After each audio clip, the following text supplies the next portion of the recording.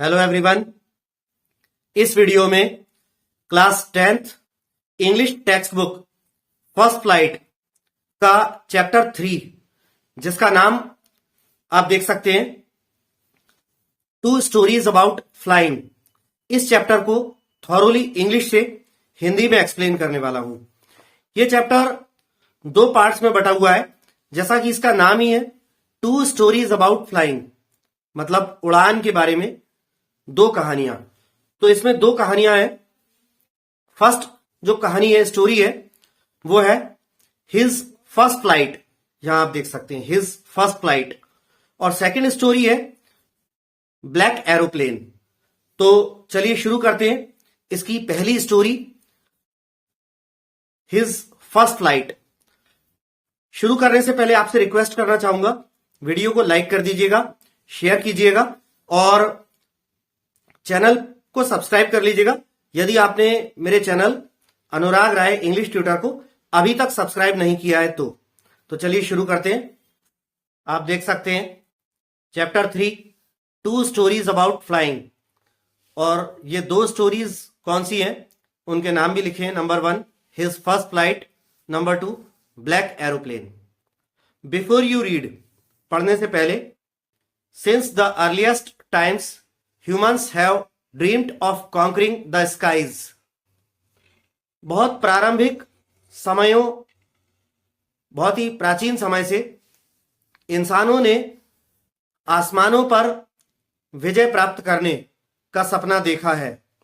Here are 2 stories about flying। यहां उड़ान के बारे में 2 कहानियां हैं। Number 1, a young seagull is afraid to fly। How does he conquer his fear? एक बच्चा सीगल एक समुद्री चिड़िया होती है, समुद्री पक्षी होता है जो मांसाहारी पक्षी होता है। मछली, फिश समुद्र में डाइव लगा के, गोता लगा के और अपनी लंबी सी शार्प अपनी बीक से, चोंच से फिश पकड़ लेता है। समुद्र के पानी पर तैर भी लेता है, बतख आदि की तरह। तो सीगल एक समुद्री चिड़िया होती है। तो अब इसमें कह रहे हैं एक बच्चा सीगल उड़ने में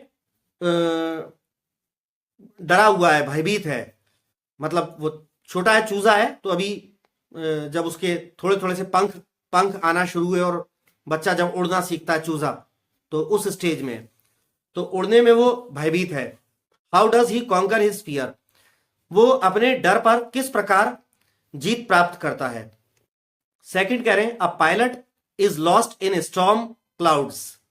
एक पायलट जो है दूसरी कहानी में आंधी के बादलों में खो जाता है अपने प्लेन सहित। Does he arrive safe? क्या वो सुरक्षित वापस धरती पर पहुंचता है। Who helps him? और उसकी कौन मदद करता है। तो पहली स्टोरी दिख रही है हिज फर्स्ट फ्लाइट। इसको हम शुरू करते हैं।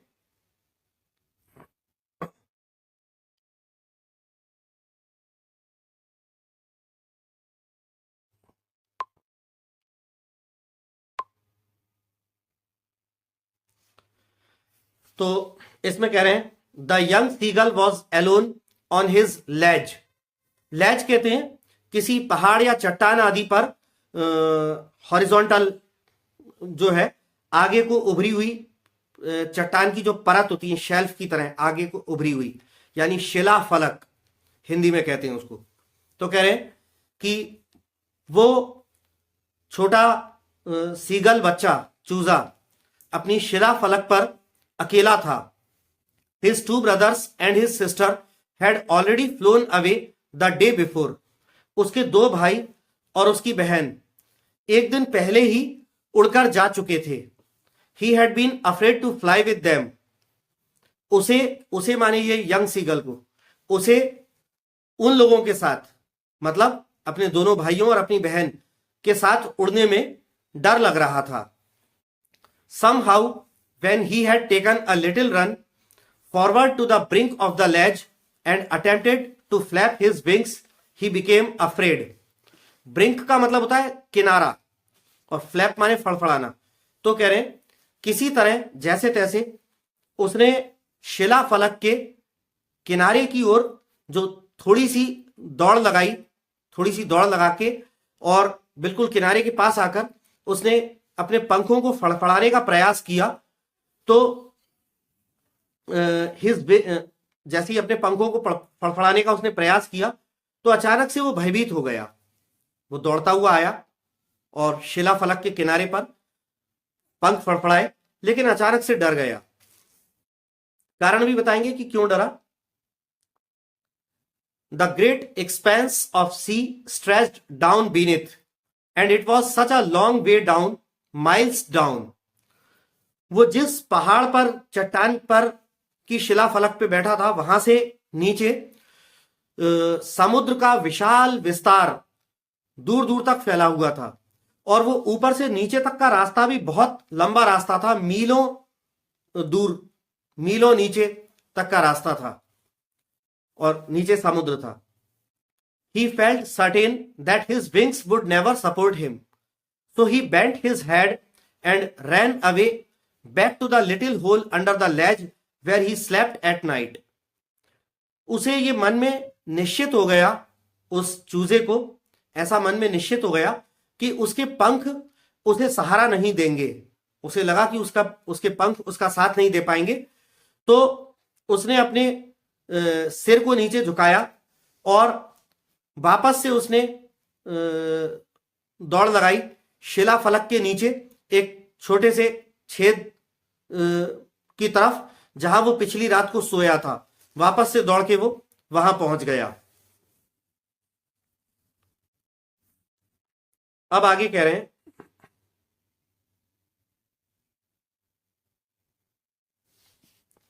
even when each of his brothers and his little sister, whose wings were far shorter than his own, ran to the brink, flapped their wings and flew away, he failed to muster up courage to take that plunge which appeared to him so desperate.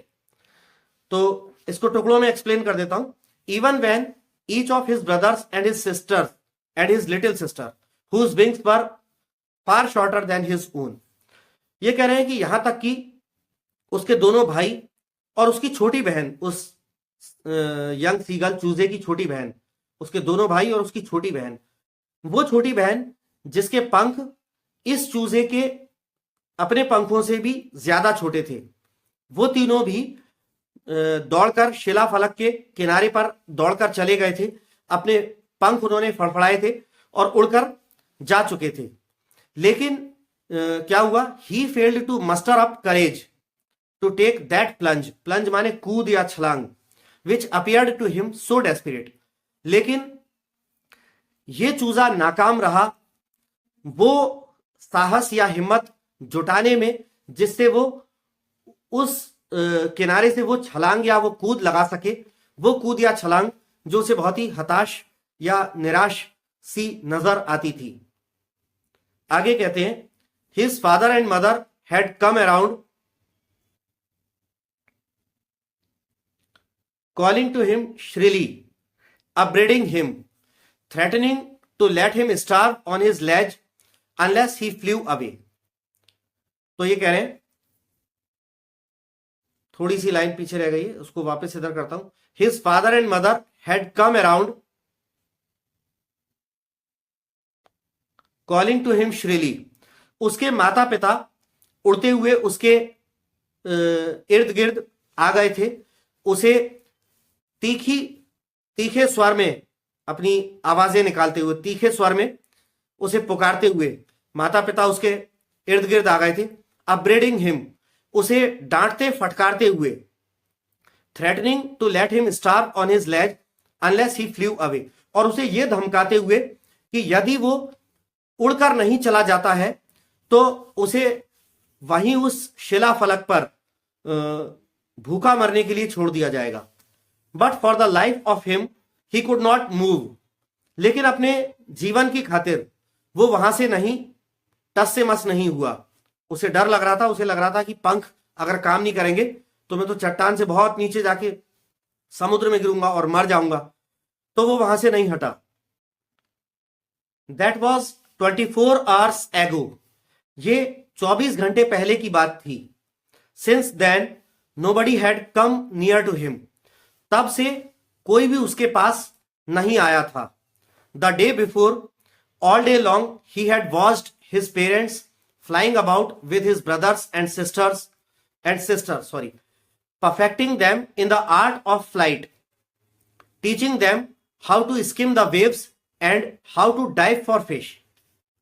आगे ये कह रहे हैं the day before, एक दिन पहले, all day long, पूरा दिन भर, ही had watched his parents flying about with his brothers and sister, एक दिन पहले पूरा दिन भर उसने अपने माता पिता को अपने दोनों भाइयों और अपनी बहन के इर्द गिर्द आसपास उड़ते हुए देखा था।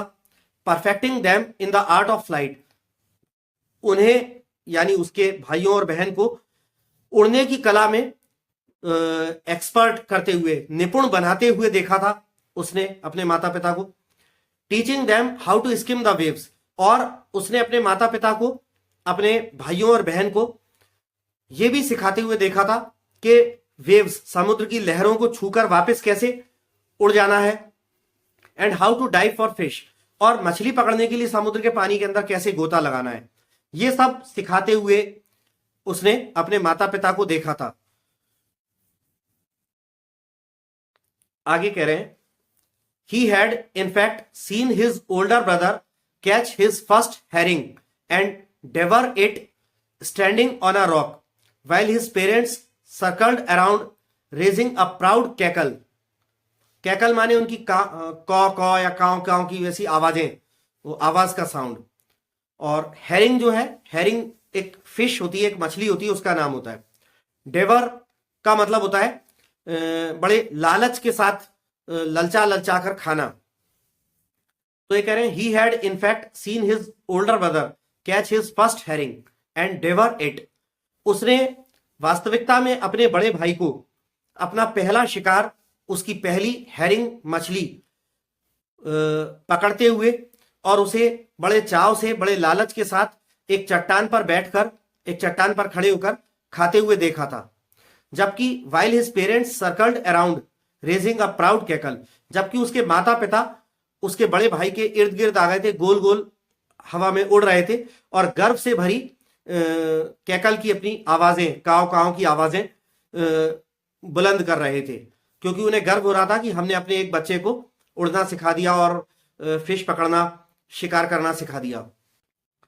And all the morning the whole family had walked about on the big plateau midway down the opposite cliff taunting him with his cowardice. Plateau का मतलब होता है पठार, मतलब समतल भूमि। किसी पहाड़ वगैरह पे भी समतल भूमि आ जाती है तो उसे प्लेट्यू कहते हैं, पठार। क्लिफ माने चट्टान, टॉन्टिंग, टॉन्ट माने ताना मारना, कॉवर्डिस माने कायरता। तो ये कह रहे हैं and all the morning the whole family had walked about on the big plateau midway down the opposite cliff taunting him with his cowardice. और पूरी सुबह उस यंग सीगल पक्षी का पूरा परिवार सामने वाली चट्टान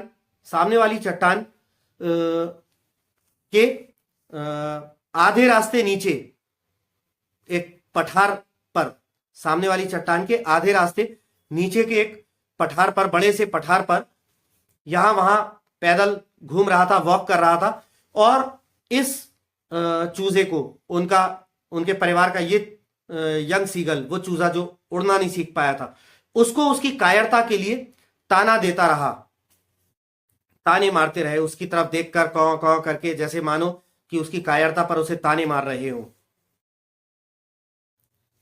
the sun was now ascending the sky blazing on his ledge that faced the south. अब सूरज ऊपर आसमान में ऊपर चढ़ रहा था, यानी जैसे जैसे सूरज ऊपर चढ़ता है तो उसकी हीट, उसकी गर्मी तेज होती है।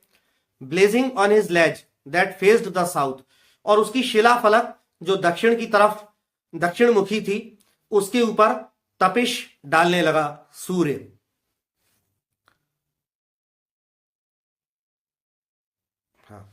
He felt the heat because he had not eaten since the previous nightfall. उसे सूर्य की तपिश से गर्मी महसूस होने लगी क्योंकि उसने पिछली रात से कुछ भी नहीं खाया था।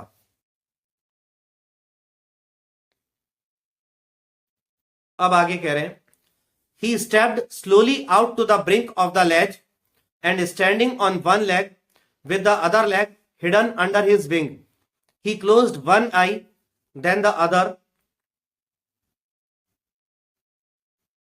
आगे कह रहे हैं, and pretended to be falling asleep.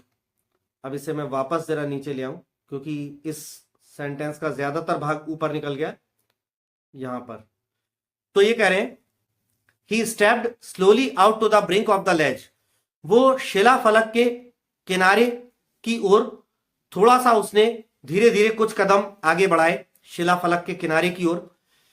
And standing on one leg with the other leg hidden under his wing, और एक पैर पर खड़ा होते हुए, एक टांग पर खड़ा होते हुए, और दूसरा पैर उसने अपने पंखों के अंदर छुपा लिया। ही क्लोज्ड वन आई, फिर उसने अपनी एक आंख बंद करी, देन द अदर, फिर दूसरी आंख बंद करी, और फिर क्या हुआ, and pretended to be falling asleep, और सोया हुआ होने का उसने दिखावा किया, नाटक किया। Still they took no notice of him, फिर भी उन लोगों ने उस पर कोई ध्यान नहीं दिया। He saw his two brothers and his sister lying on the plateau dosing with their heads sunk into their next, उसने अपने दोनों भाइयों और अपनी बहन को पठार पर अपने सिर अपनी गर्दनों में दबाए ऊंघते हुए, झपकियां लेते हुए देखा।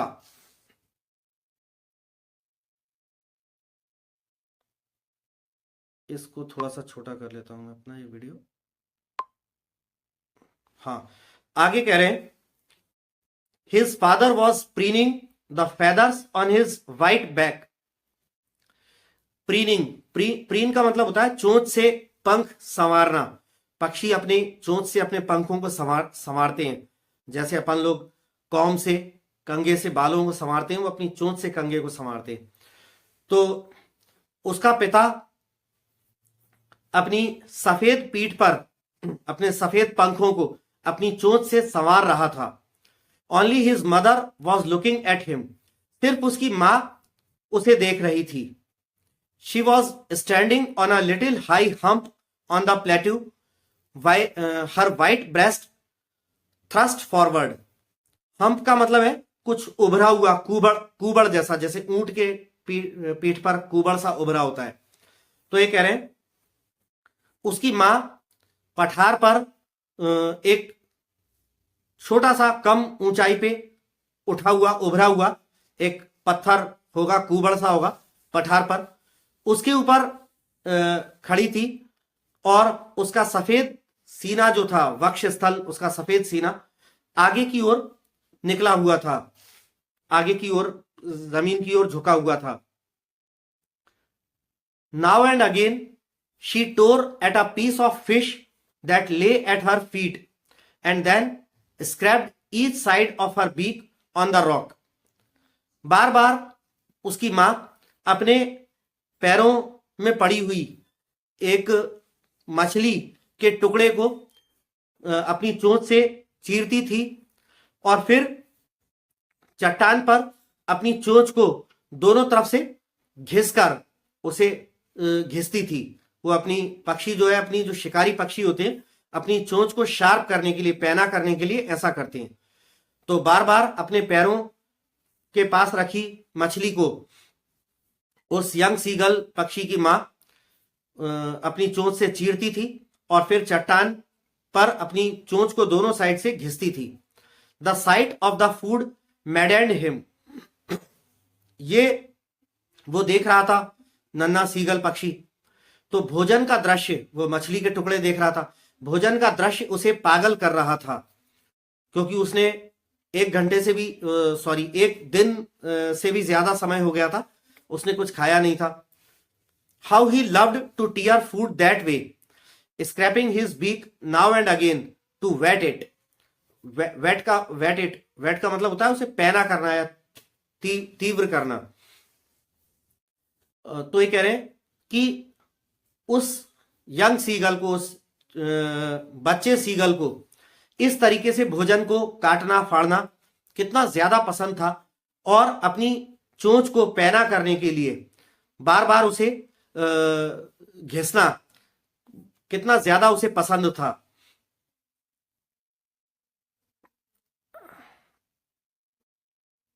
आगे कह रहे हैं, ga ga ga he cried begging her to bring him some food. वो पक्षी जो है अपनी माँ को गा गा गा ऐसे करता हुआ आवाजें लगाता है, उससे ये गिड़गिड़ाकर निवेदन करते हुए कि उसके लिए कुछ खाना ले आए। गा कोल आह, she screamed back डिराइसिवली।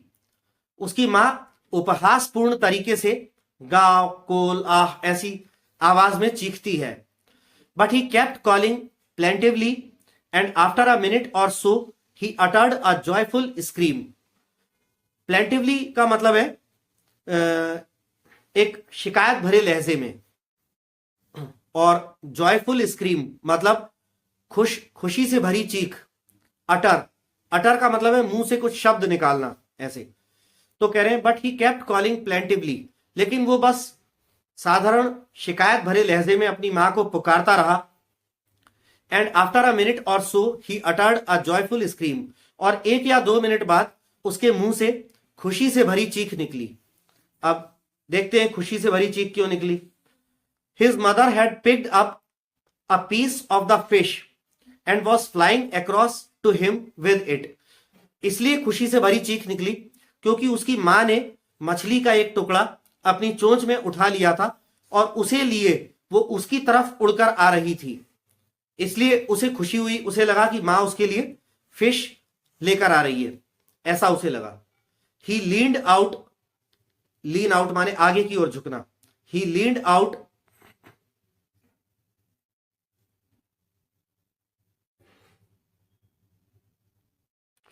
eagerly, tapping the rock with his feet, trying to get nearer to her as she flew across। ये कह रहे हैं कि जब उसकी मां उसके पास से उड़ी, जब उसकी मां उसके पास उड़ती हुई आ रही थी, तो वो अपनी मां के ज्यादा नजदीक पहुंचने की कोशिश करता हुआ चट्टान पर अपने पैरों से थप थप करता हुआ बड़ी उत्सुकता के साथ आगे की ओर झुका, आगे की ओर निकला। But when she was just opposite to him she halted, her wings motionless, the piece of fish in her beak almost within reach of his beak. ये कह रहे हैं लेकिन जब वो उसके ठीक सामने आ गई, उसकी मां उसके बिल्कुल ठीक सामने थी, तब वो अचानक रुक गई। उसके पंख जो हैं बिना हिले डुले मोशनलेस हो गए और उसकी मां की चोंच में जो मछली का टुकड़ा था वो उसकी अपनी चोंच की पहुंच के लगभग बहुत ही पास था। लेकिन अब मां वहीं पर रुक गई और आगे और नहीं बढ़ रही। तो उसकी चोंच में जो मछली का टुकड़ा था वो इस यंग सीगल की चोंच की पहुंच के बहुत पास ही था लगभग। He waited a moment in surprise, wondering why she did not come nearer, and then, maddened by hunger, he dived at the fish। एक पल को तो उसने यंग सीगल के चूजे ने आश्चर्य में इंतजार किया, यह आश्चर्य करते हुए कि मां और ज्यादा पास क्यों नहीं आई। और उसके बाद भूख के मारे पागल होते हुए उसने अपनी मां की चोंच में जो फिश थी उसके ऊपर छलांग लगा दी उसको पकड़ने के लिए, क्योंकि वो तो भूख से पागल हुआ जा रहा था। आगे कह रहे हैं, with a loud scream he fail outwards and downwards into space. एक तेज चीख के साथ वो नीचे की ओर, आगे की ओर, चट्टान से आगे की ओर और नीचे की ओर आकाश में गिरने लगा। Then a monstrous terror seized him and his heart stood still. फिर एक दैत्याकार भय ने उसे, एक विशालकाय दैत्याकार भय ने उसे जकड़ लिया और उसका दिल जो है स्थिर हो गया। ही कुड हियर नथिंग, वो कुछ भी सुन नहीं पा रहा था। But it only lasted a minute, लेकिन यह स्थिति सिर्फ 1 मिनट चली। The next moment he felt his wings spread outwards, अगले ही पल उसने अपने पंखों को आगे की ओर फैला हुआ महसूस किया। The wind rushed against his breast feathers, then under his stomach and against his wings. इसलिए उसने अपने पंखों को फैला हुआ महसूस किया क्योंकि जब वो नीचे गिर रहा था तो क्या होता है, हम जिस दिशा में जा रहे होते हैं हवा उससे अपोजिट डायरेक्शन में चलती है। यदि हम आगे को जा रहे हैं तो हवा इधर पीछे को महसूस होगी। तो वो नीचे की ओर जा रहा था तो हवा जो है उसके नीचे उसके सीने के पंखों के विरुद्ध उन पर टकरा रही थी, सीने के पंखों की ओर चल रही थी हवा। देन अंडर हिज स्टमक, फिर उसके पेट के नीचे हवा चल रही थी। एंड अगेंस्ट हिज विंग्स, और उसके पंखों के विरुद्ध, जैसे पंख उसके वो पूरा गिर रहा था तो पंख उसके नीचे जा रहे थे तो हवा ऊपर क्यों आ रही थी, तो हवा के ऊपर आने से पंख खुल गए। अब आगे क्या होता है, he could feel the tips of his wings cutting through the air. वो अपने पंखों के जो किनारे होते हैं, छोर होते हैं, उनसे हवा को काटता हुआ उसने महसूस किया। He was not falling headlong now. अब वो नीचे हवा में सिर के बल नहीं गिर रहा था, अब वो उड़ने वाली स्टाइल में नीचे उतर रहा था। He was soaring gradually downwards and outwards. वो धीरे धीरे आगे की ओर, नीचे की ओर और आगे की ओर धीरे धीरे उड़ता हुआ नीचे की ओर उतर रहा था। He was no longer afraid. अब वो और भयभीत नहीं था। He just felt a bit dizzy. उसे बस हल्का सा चक्कर सा आ रहा था। Then he flapped his wings once and he soared upwards. फिर उसने सिर्फ एक बार अपने पंखों को फड़फड़ाया और जैसे ही उसने अपने पंखों को फड़फड़ाया तो वो ऊपर की ओर उठने लगा। गा गा गा गा गा गा गाओ कोल आह। His mother swooped past him, her wings making a loud noise. उसकी मां तेजी से झपट्टा मार के उसके पास से उड़ती हुई निकली और उसके पंख जो हैं तेज फड़फड़ाहट की आवाज कर रहे थे और मां भी जो है गा ga ga ga ga ga गा कोल आह ऐसी आवाजें करते हुए, चीखते हुए उसके पास से उड़ी, अपने पंखों से तेज आवाज करते हुए। He answered her with another scream. एक और चीख के साथ उसने अपनी मां को उत्तर दिया। Then his father flew over him screaming. फिर उसका पिता चीखता हुआ, उड़ता हुआ उसके ऊपर आ गया।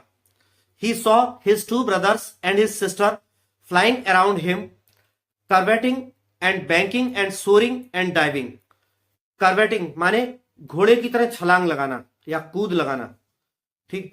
बैंकिंग का मतलब होता है एक पंख नीचा किया, एक पंख ऊंचा किया। कभी पक्षी जब उड़ने के दौरान मुड़ते हैं तो वो ऐसे हो जाते हैं, एक पंख ऊपर उड़ जाता है, एक पंख नीचे हो जाता है। सोरिंग, सोर माने ऊपर उठना, डाइव माने नीचे गोता लगाना। तो ये कह रहे हैं he saw his two brothers and his sister flying around him. उसने अपने दोनों भाइयों और अपनी बहन को अपने चारों ओर इर्द गिर्द उड़ते हुए देखा। Curveting and banking and soaring and diving.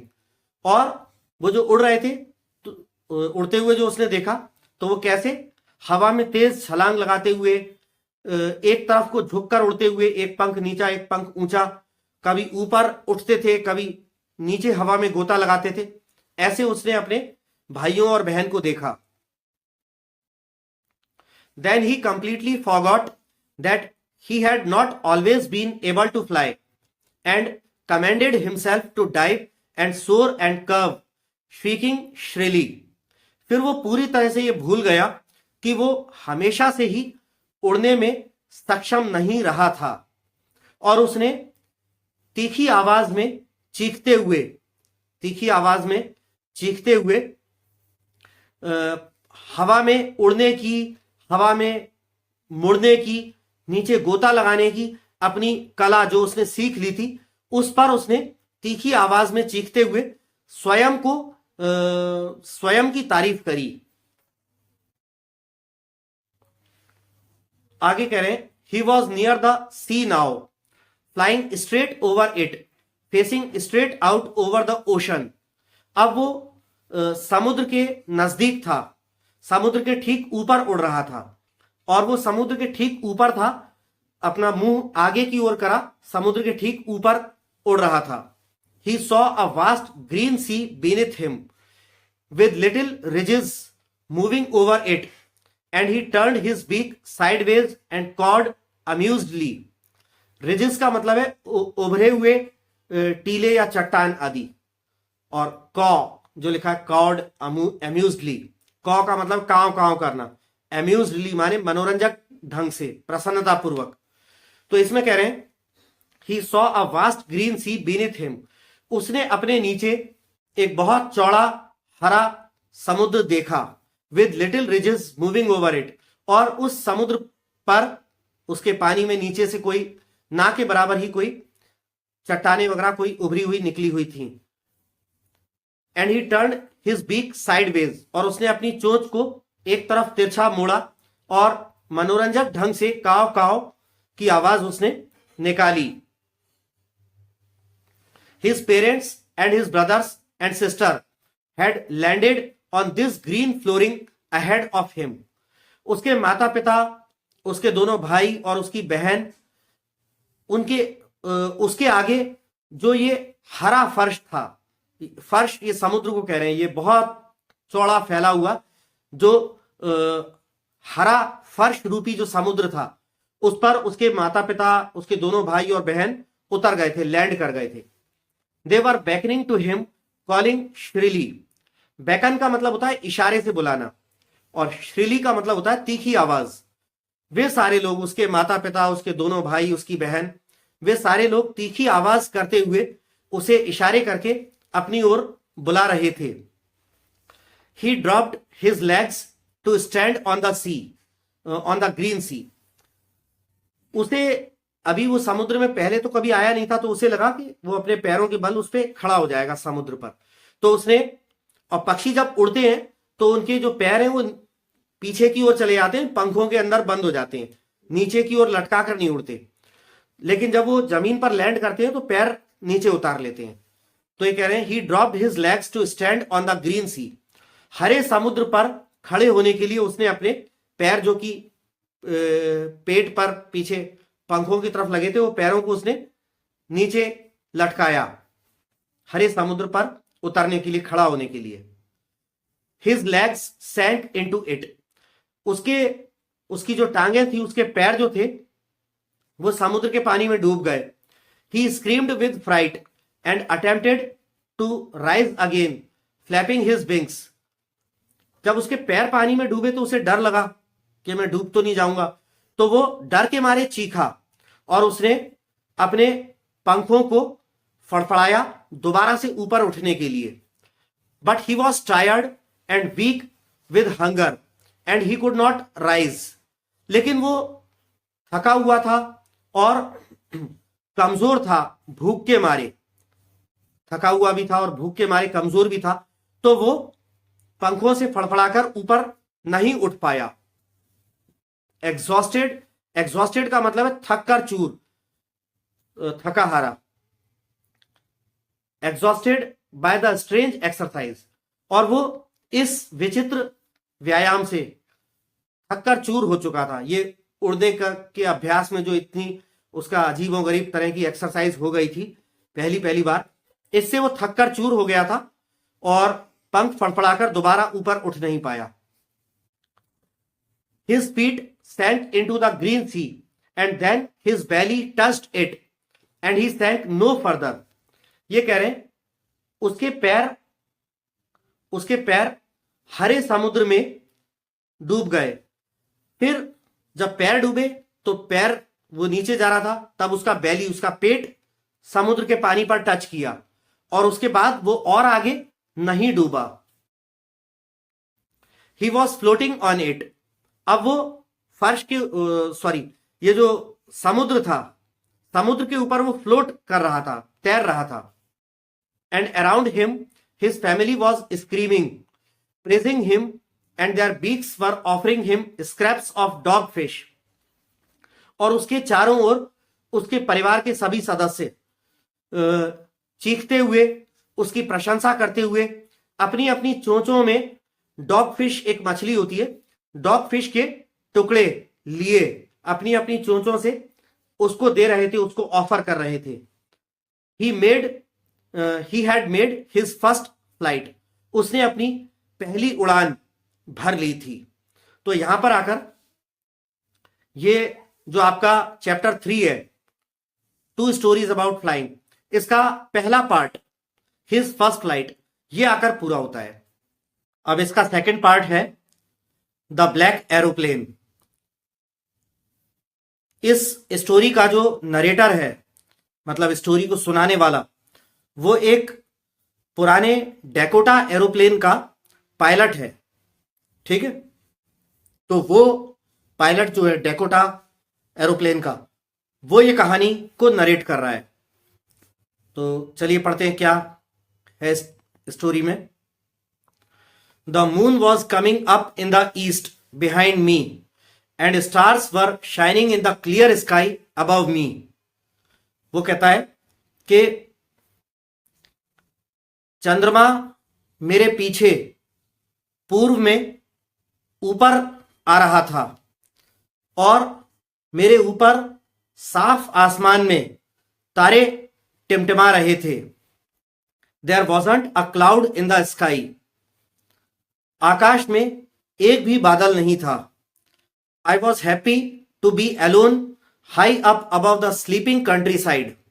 Country side का मतलब होता है ग्रामीण इलाका, देहाती इलाका। तो वो कहता है कि मैं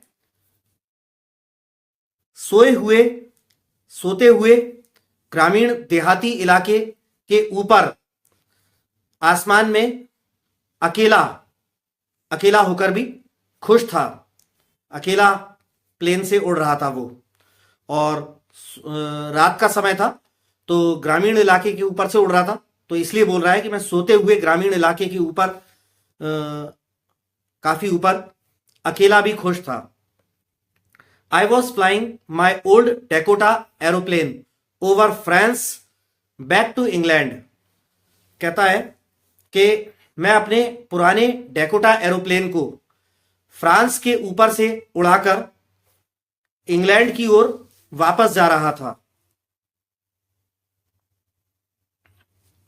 आई was dreaming of my holiday and looking forward to being with my family. कहता है मैं अपनी छुट्टी का ख्वाब देख रहा था और अपने परिवार के साथ होने का इंतजार कर रहा था। I looked at my watch 1:30 in the morning. कहता है मैंने अपनी घड़ी को देखा, सुबह का 1:30 बजा था। 1:30 इन द मॉर्निंग लिख रहा है वो, 1:30, 1:30 मॉर्निंग एक्चुअली इसलिए लिखा है कि रात के 12 बजे के बाद अगला दिन लग जाता है। तो रात 12 बजे के बाद, एक्चुअली हम लोग देखें तो हम रात के 1:30 बजे बोलेंगे, तो लेकिन वो सुबह का बोल रहा है क्योंकि रात 12 के बाद अगला दिन हो जाता है। तो इसलिए वो कह रहा है कि रात का या सुबह का मान लें, 1:30, 1:30 बजे का समय था। I should call Paris control soon I thought. मैंने सोचा कि मुझे जल्दी ही पेरिस कंट्रोल रूम को कॉल करना चाहिए। जो प्लेन उड़ाते हैं पायलट्स वगैरह, उनका रेडियो के माध्यम से नीचे जमीन पर, एयरपोर्ट पर मौजूद कंट्रोल रूम में जो है कनेक्टिविटी होती है उनकी, ताकि कंट्रोल रूम में वो किसी भी इमरजेंसी सिचुएशन में बात कर सकें, अपनी लोकेशन आदि बता सकें, ऐसा तो कनेक्टिविटी होती है। As I looked down past the nose of the aeroplane I saw the lights of a big city in front of मी।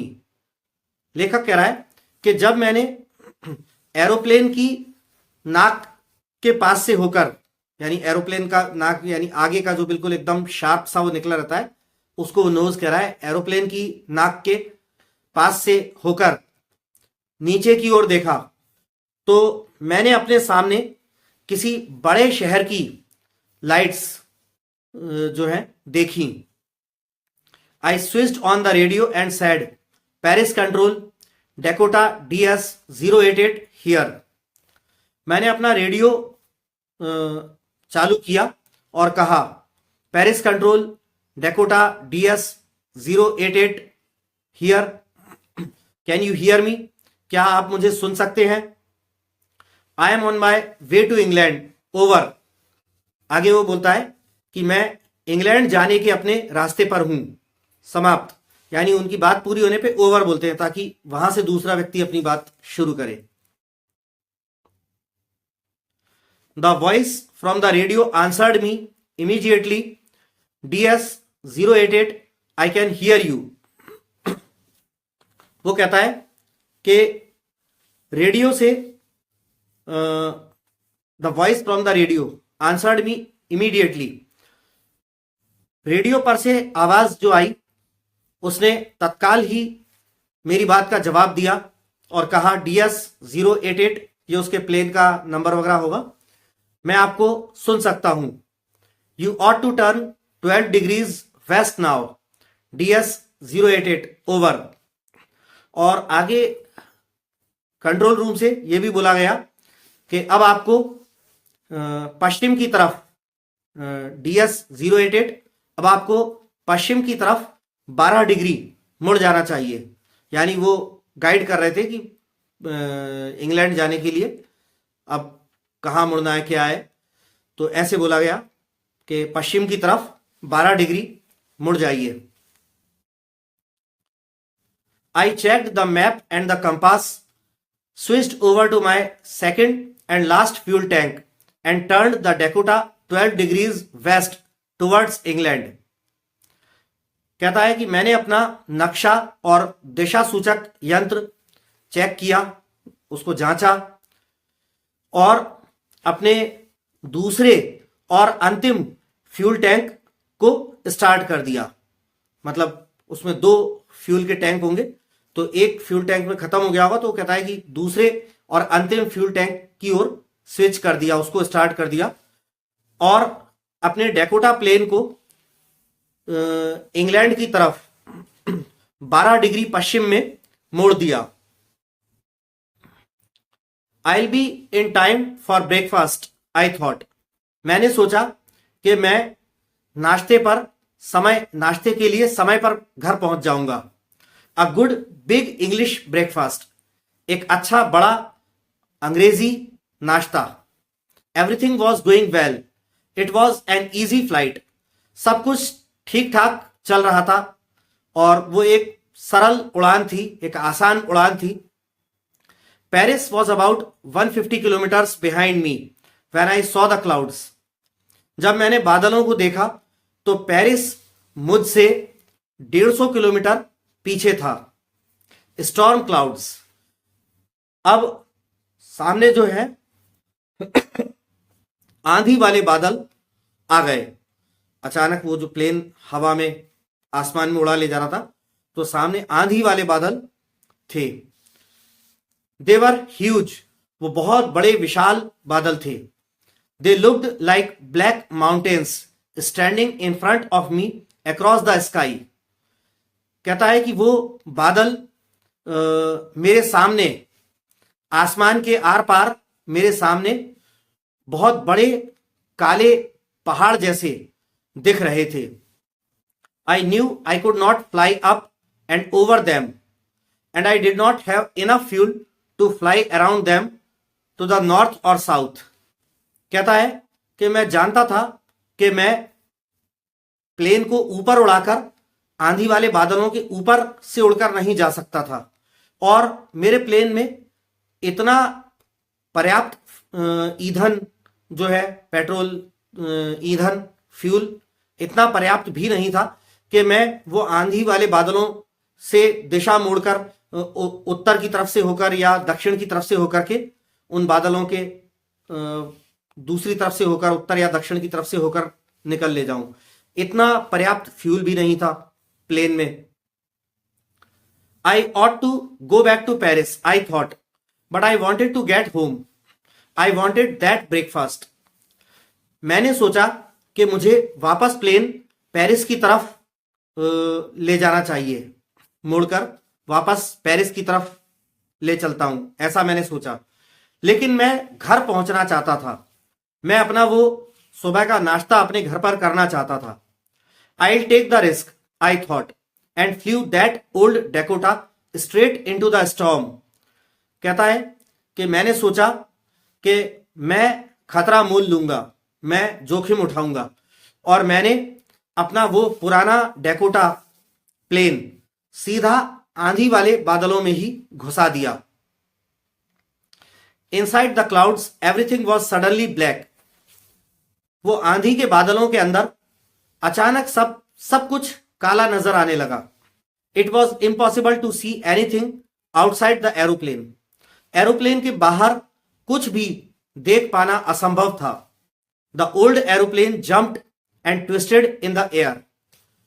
वो पुराना हवाई जहाज हवा में हिचकोले मार रहा था, यानी छलांगे लगा रहा था, हवा में हिचकोले ले रहा था और हवा में इधर उधर मुड़ रहा था, हवा के प्रेशर से यहां वहां मुड़ रहा था। I looked at the compass. मैंने दिशा सूचक यंत्र को देखा। I couldn't believe my eyes. मुझे अपनी आंखों पर भरोसा नहीं हुआ। The compass was turning round and round and round. Compass जो है उसकी सुई गोल गोल गोल गोल घूमे जा रही थी। It was dead. वो निष्क्रिय हो चुका था, काम नहीं कर रहा था। It would not work. वो काम नहीं करता क्योंकि वो निष्क्रिय हो गया था। The other instruments were suddenly dead to.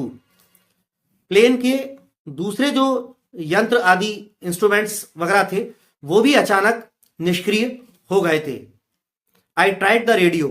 मैंने रेडियो पर संपर्क साधने की कोशिश करी। Paris control can you hear मी। अब वो रेडियो पर कोशिश करता है, पेरिस कंट्रोल क्या आप मुझे सुन सकते हैं। There was no answer. कोई उत्तर नहीं आया। The radio was dead too. Radio भी निष्क्रिय हो चुका था। I had no radio, no compass and I could not see where I was. मेरे पास रेडियो नहीं था, अब मेरे पास कंपास नहीं था, दिशा सूचक यंत्र नहीं था, और मैं ये भी नहीं देख सकता था कि मैं कहां पर था। I was lost in the storm. मैं आंधी में खो गया था, भटक गया था। Then in the black clouds quite near me I saw another aeroplane. फिर काले बादलों में बिल्कुल मेरे पास मैंने एक और दूसरा हवाई जहाज देखा। It had no lights on its wings but I could see it flying next to me through the storm. वो कहता है कि उसके उस दूसरे एरोप्लेन के पंखों पर कोई लाइट्स नहीं थी, मगर मैं देख सकता था कि वो आसमान से वो आंधी के बादलों में से होता हुआ मेरे बगल में ही उड़ रहा था, मेरे पास में ही उड़ रहा था। I could see the pilots face turn towards me.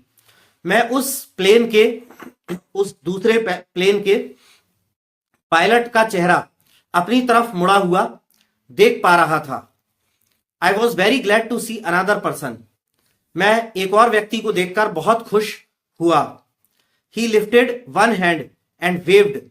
उसने एक हाथ उठाया और हवा में हिलाया, वेव किया, माने जब अपन किसी का ध्यान आकर्षित करने के लिए टाटा बाय बाय वाला हाथ हिलाते हैं, तो कहता है कि उसने एक हाथ उठाकर हिलाया मेरी तरफ।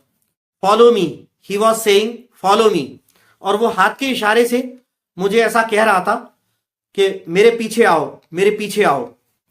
ही knows that I am lost I thought he is trying to help मी।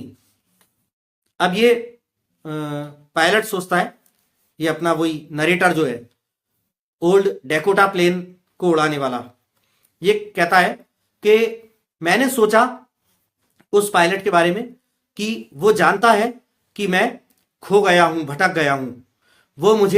वो मेरी मदद करने की कोशिश कर रहा है। He turned his aeroplane slowly to the north in front of my Dakota so that it would be easier for me to follow him. उसने अपना हवाई जहाज धीरे से उत्तर की ओर मेरे डैकोटा प्लेन के आगे मोड़ दिया। मेरे डैकोटा प्लेन के आगे धीरे से उत्तर की ओर उसने अपना प्लेन मोड़ दिया ताकि मेरे लिए उसका पीछा करना आसान हो जाए। I was very happy to go behind the strange aeroplane like an obedient child. मैं किसी आज्ञाकारी बच्चे की तरह उस अनजान, उस अजनबी हवाई जहाज के पीछे जाने में बहुत खुश था, क्योंकि उसे लग रहा था, वो बोल रहा है कि उसे लग रहा था कि शायद उस एरोप्लेन के पीछे जाकर वो बच जाएगा, वो उसे गाइड करने के लिए आया है। तो इसलिए बोल रहा है कि मैं किसी आज्ञाकारी बच्चे की तरह उस अनजान एरोप्लेन के पीछे जाने में बहुत खुश था। After half an hour the strange black aeroplane was still there in front of me in the clouds. आधे घंटे के बाद भी वो काला एरोप्लेन, वो अजनबी काला एरोप्लेन बादलों में मेरे सामने था, आधे घंटे के बाद भी। नाउ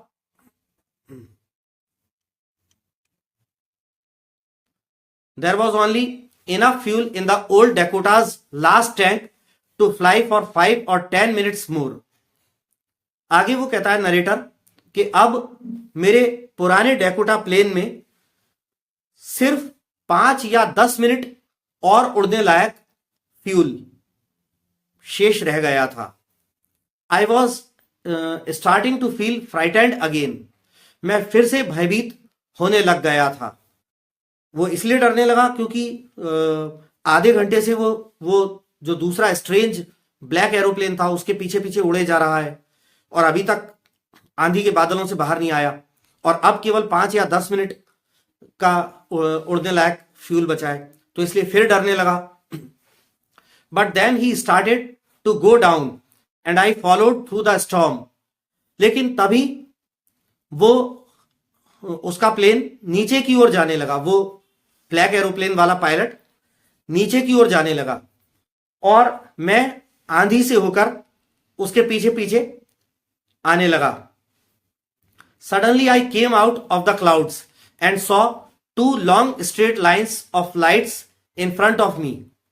अचानक मैं आंधी के बादलों से बाहर आ गया और मैंने मेरे सामने नीचे की ओर धरती पर 2 सीधी लंबी लंबी रोशनी की लाइंस देखी। मैंने अपने ठीक सामने नीचे की ओर धरती पर 2 लंबी लंबी लाइन देखी रोशनी की, मतलब जैसे लाइट्स लगी हों, बिल्कुल लाइन से लगी हों, एक लाइन में। It was a runway and airport. और वो जो लाइंस थी वो एक रनवे था, यानी हवाई जहाज के दौड़ने वाला जो ट्रैक होता है वो था, एक एयरपोर्ट था। आई वॉज सेफ, मैं सुरक्षित था। I turn to look for my friend in the black aeroplane but the sky was empty. कहता है कि मैं मुड़ा उस काले एरोप्लेन में अपने उस मित्र को देखने के लिए, लेकिन आसमान तो पूरी तरह से खाली था। देयर वॉज नथिंग देयर, यानी वहां कुछ भी नहीं था, आसमान बिल्कुल खाली था। The black aeroplane was gone, वो काला एरोप्लेन जा चुका था। I could not see it anywhere, मुझे वो कहीं भी दिखाई नहीं दे रहा था।